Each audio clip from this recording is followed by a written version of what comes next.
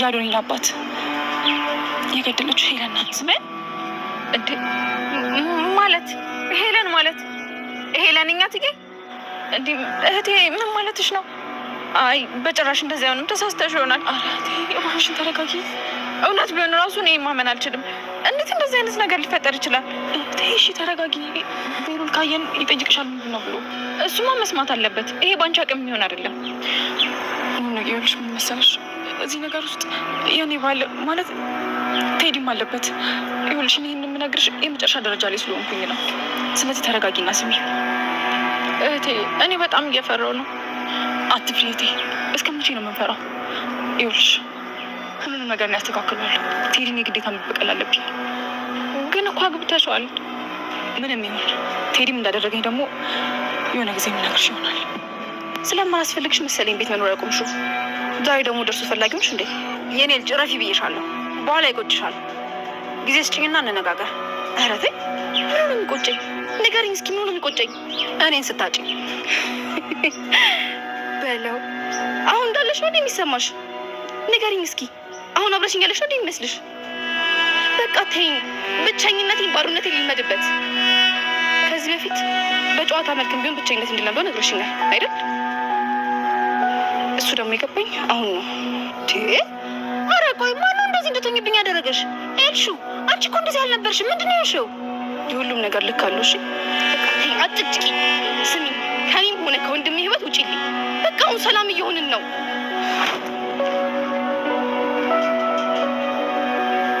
ባልሽ ጥሩ ሰው አይመስለኝም።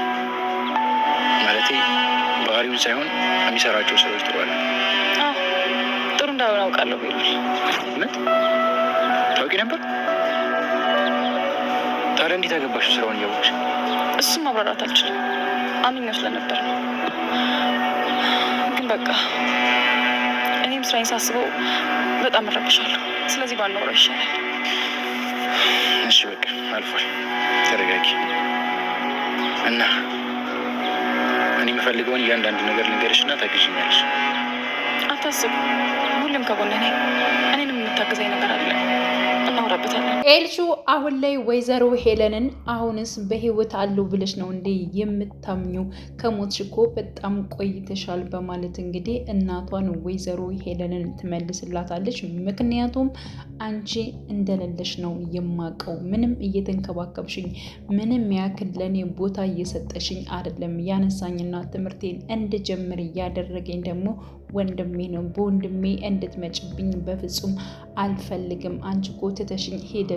ነይ ብዬ ደግሜ ደጋግሜ ነግሬሻለሁ። ግን ደግሞ ከዚህ በፊትም በጨዋታም በምንም መልኩ ብቼን እንድጠነክርና ብቼን እንደምሆን እየነገርሽ ነበር። እሱንም ደግሞ አሁን እየሞከርኩ ነው። ብቼን ለመሆን ነገሮችን ሁሉ በራሴ ለመወጣት እየሞከርኩ ነው። እየመጣሽ አጨቅጭቅኝ እባክሽን ተይኝ በማለት እንግዲህ ለወይዘሮ ሄለን ተናግራታለች ማለት ነው። ሌላው እንግዲህ መሲ ብቻ የምታውቀው ሚስጥር የሆነውን አሁን ላይ እንግዲህ መሲ ለራሷ ለኑኑ ለእህቷ ነግራታለች ማለት ነው። ምክንያቱም ይህን ሚስጥር እኔ ብቻ ነኝ የማውቀው። እኔ የሆነ ነገር ብሆን እንኳን በሞት እንኳን ማንም ሳያውቅ እንዳይቀር የግድ አንቺ ማወቅ አለብሽ በማለት እንግዲህ በጣም እየተጨናነቀች እየፈራሽ ማለት ነው። የአዶኒን አባት የገደለችው ወይዘሮ ሄለን እንደሆነች እንግዲህ ኑኑ ዛሬ ሰምታለች። እጅጉን በጣም ነበር የደነገጠችው። እንዴት ይሄ ሊሆን ይችላል? እንዴት እንደዚህ አደረገች የሚለው ነገር በጣም ነበር እያስፈራት ማለት ነው። ሲቀጥል ደግሞ አዶኒ መስማት አለበት በማለት አረ ዝም በይ እባክሽን አትጩሂ፣ ምክንያቱም ቤሎን ካየን ስለ ሁኔታው ይጠይቅሻል።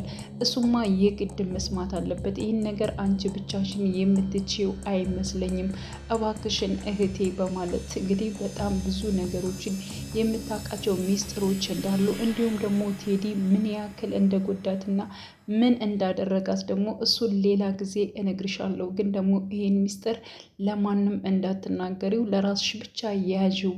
እኔ የሆነ ነገር ከሆንኩ ብዬ ነው እባክሽን እህቴ በማለት እንግዲህ ኑኑን ለማሳመን እንችላለች ማለት ነው። ኑኑ እጅጉን ፈርታ ነበረ። እንዲሁም ደግሞ በነገራችን ላይ ቤሎንና እንዲሁም መሲ ደግሞ አንድ ላይ አውርተዋል ማለት ነው። ምክንያቱም ቤሎን የተሰማውን እንደ ወንድምነት ቀረብ ብሎ እንግዲህ መሲንና እንዲሁም ደግሞ ኑኑን አገናኝታቸዋል። በነገራችን ላይ ኑኑ እጅጉን ተጨናንቃ ነበር። የተጨናነቀችው ደግሞ በመሲ በእህቷ ጉዳይ ነው ማለት ነው።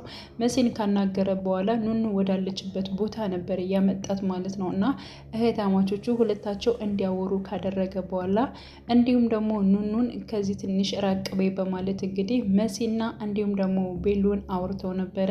ያወሩት ጉዳይ ስለ እሷ ጉዳይ እንዲሁም ደግሞ ስለ ቴዲ ጉዳይ ነው ሲያወራ የነበረው ማለት ነው ቤሎን። ምክንያቱም ቤሎን ያው ለመሲ በማዘን ወይንም ደግሞ ማድረግ ያለበትን ነገር ትክክለኛ ነገር እያደረገ ይገኛል። መሲም አሁን ላይ ቆርጣ ተነስታለች ማለት ነው። አሁን ላይ ቴዲን መበቀል እፈልጋለሁ ብላለች ማለት ነው።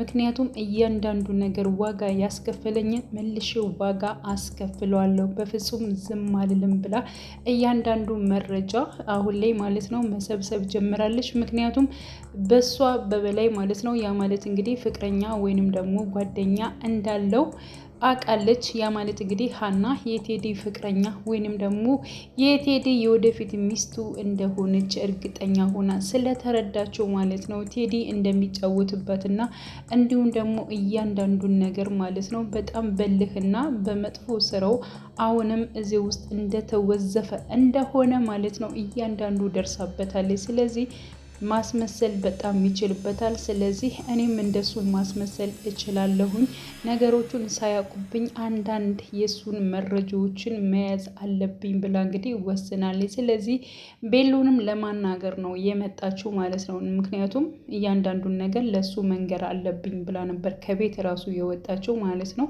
ስለዚህ ቤሎን ደግሞ ልክ መሲ የምትፈልገውን ነገር ነው ሊጠይቃት የመጣው ማለት ነው። እና ያገባሽው ባሌ ነው ብለሽ ያገባሽው ቴዲ የሚባለው ግን የሆነ በቃ ጥሩ ስራ አይደለም። ስለ ጸባዩ አላቅም፣ ግን ደግሞ የሚሰራው ስራ በጣም መጥፎ ስራ ሳይሆን አይቀርም በማለት እንግዲህ ለመሲ ነግሯታል ማለት ነው። አዎ አውቃለሁኝ። ታውቂያለሽ እንዴ?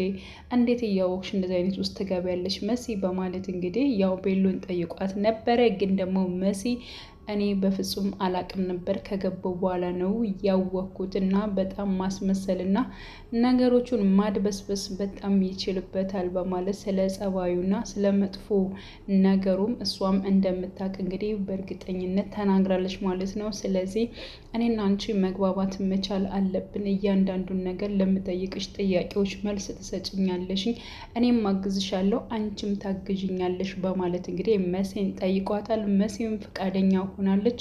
እኔም ይህን ነገር ነው የምፈልገው፣ እያንዳንዱን ነገር እነግራለሁ፣ ምክንያቱም አንተም የምታግዘኝ ነገር ስላለ በማለት እንግዲህ መልስ ሰጥታለች ማለት ነው። በነገራችን ላይ እንዲሁም ከቴዲ ቤት ማለት ነው የተቆለፈበት በሩ የተዘጋበት ግለሰብ ማን ሊሆን ይችላል? የቤሎን አባት ነው ብዬ ነው የማስበው ማለት ነው። ስለዚህ በህይወት አለ አልሞትም ብዬ አስባለሁ። ስለዚህ ይህን ነገር ደግሞ ያገተው ወይንም ደግሞ እንዲሁ ደግሞ እያሰቃየው ያለው ማን ነው? ቴዲ ነው። ያንን በር ለመክፈት በጣም መሲ እየሞከረች ነው። እንደምንም አድርጌ ይሄን በር መክፈት አለብኝ፣ ውስጡ ምን እንዳለ ማን እንደሆነ ማወቅ አለብኝ፣ እያንዳንዱን ነገር በጣም እከታተለዋለሁኝ። ስለዚህ በዚህ እያንዳንዱን ጉዳይ ማለት ነው ቴዲን እበቀለዋለሁ ብላ አምናለች ማለት ነው። ሲቀጥል ደግሞ የአዶኒ አባት ሞት እጅ ማለት ነው የቴዲ እጅ እንዳለበት ራሱ ለኑኑ ነግራለች ማለት ነው። ከዚህ አንጻር በእርግጠኝነት ማለት ነው መሲ ቆርጣ ተነስታለች። በተለይ ማለት ነው በጣም ዝብርርቅ ያለባትን የቴዲን ውሸት ነገር በላዩ ላይ እንደሚጫወትባት አውቆ እሷን እንደቀረባት ማለት ነው ሊጎዳት እንደፈለገ እንግዲህ ከዚህ በፊት እሷን ሲያፈቅራት እሷን ሲወዳት ወይዘሮ ሄለንን ጥለን እንደዚህ የምታስቸግር እኔና አንቺ ብቻ የበላይ እንሆናለን እናሸንፋለን እያለ ነበር ሲቀርባት የነበረው ማለት ነው። ስለዚህ እየተጫወተባት ስለሆነ ደግሞ እኔ አሸንፈዋለሁ፣ እያንዳንዱን ነገር በእርግጠኝነት የሱ የሆነ መረጃ አውጥቼ እስር ቤት አስገባዋለሁ ብላ ነው የምታስበው። በእርግጠኝነት ከአዶኒ ጋርና እንዲሁም ደግሞ ቤሎን አብረው ተስማምተው በደንብ እየሰሩ ስለሆነ ይሳካላቸዋል ብዬ ነው የማስበው ማለት ነው። ስለዚህ መሲ እና እንዲሁም ቤሎን ተስማምተዋል ማለት ነው። ሲቀጥል አይንዬና እንዲሁም ደግሞ ወይዘሮ ሄለን ተገናኝተዋል ማለት ነው። እኔ ስወጣላችሁ ከቤት ተመቻችሁ አደለ ወይ በማለት እንግዲህ ወይዘሮ አይንዬን ለመናገር ለመሳደብ ስትሞክር ነበረ። ወይዘሮ አይንዬ ደግሞ ሄድሽም መጣሽም ሁሉም አንድ ነው፣ ምንም እንትን ያለው የተለየ ነገር የለውም፣ ግን ደግሞ እየጠፍተሽ ነው በማለት እንግዲህ ጠይቃት ነበር። አያገባሽም፣ አይመለከትሽም፣ ግን ደግሞ እንደመጣሁና እንዲሁም ደግሞ ነገ ብቻ ነው ጊዜ ያለኝ፣ የግድ ማግኘት እፈልጋለሁ። ነገ ብቻ ነው ስትይ የት ልትሄጂ ፈልገሽ ነው በማለት እንግዲህ አይንዬ ማለት ነው ያው እንግዲህ ደንገጥ ብላ ጠይቃት ነበር። እሱ አይመለከትሽም፣ ግን ደግሞ ለየልሹ መልእክቴን አስቀምጭልኝ በማለት እንግዲህ በቁጣ ማለት ነው ወይዘሮ አይንዬን ስታናግራት ነበረ።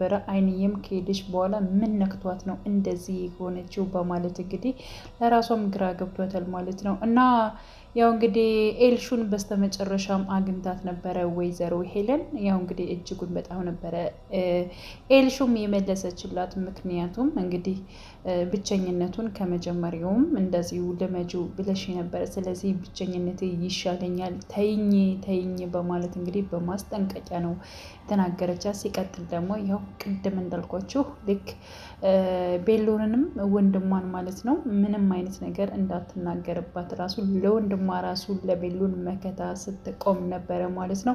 እንግዲህ ወይዘሮ ሄለን መጨረሻዋ ምን ሊሆን ይችላል? እሷ እስር ቤት ትገባለች ወይንስ ደግሞ እንዳሰበችው ያው እንግዲህ ወንጀለኛ ወይንም ደግሞ ህፃናትን የምታዘዋውረው እንግዲህ መሲ ነች በሚል ወረቀት ነው እንግዲህ ቴዲና እንዲሁም ደግሞ ወይዘሮ ሄለን ተባብረው መሲ እንድትፈርም ያደረጓት ማለት ነው። እና ቀጣይ እንግዲህ ሁላችንም በጉጉት እንጠብቃለን። ውድ ቻናሌ ተከታታዮቼ ቤተሰቦቼ በያላችሁበት ሰላማቸው ይብዛልኝ። ለቤቴ አዲስ የሆናችሁ የደውል ምልክቱን በመጫን ቤተሰብ ይሁኑ።